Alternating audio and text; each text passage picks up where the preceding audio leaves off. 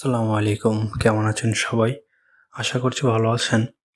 তো এইবার ঈদে আমরা সবাই মিলে একটা জায়গায় গিয়েছিলাম ঘুরতে। তো সেখানে ঘুরতে গিয়ে দেখি যে একটা উটের পাল দেখা যাচ্ছে আমাদের দিকে আসছে ছুটে।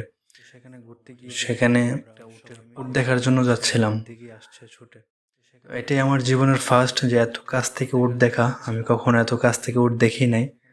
আমার জীবনের প্রথম যে আমি এত কাছ থেকে উট দেখছি। আর দেখে আমার অনেক ভাল লাগতেছিল উটগুলাকে, যে এত সুন্দর উট আর এত বড় বড় উট হইতে পারে, যে একদম সামনে থেকে দেখা। যদিও ছুঁইতে পারে নাই, ভয় লাগতেছিল যে যদি কিছু করে। উটের সামনে কখনো যাওয়ার অভিজ্ঞতা আমার নাই আগে। এই উটগুলোকে এখানে থামানোর একটি উদ্দেশ্য হচ্ছে যে এখানে একজন আফ্রিকান ভাই আছে এই উটের সাথে, যে উটগুলাকে চড়ায় এখানে। সে 5 ওয়াক্ত নামাজ পড়ে মেবি, তো সে মাগরিবের নামাজ পড়ার জন্য এইগুলাকে এখানে থামাইছে উটগুলাকে। থামিয়ে সে এখানে নামাজ পড়তেছে, মাটিতেই নামাজ পড়তেছে। কতটা সুন্দর দৃশ্য! ইসলামের মধ্যে এর চেয়ে সুন্দর দৃশ্য আমার মনে হয় আর হতে পারে না, যে একজন মানুষ কতটা নামাজ প্রেমী হলে সে উটের পাল এখানে থামিয়ে মাটিতেই নামাজ পড়তেছে। মাশাআল্লাহ, বিষয়টা দেখে অনেক ভালো লাগছে আমার।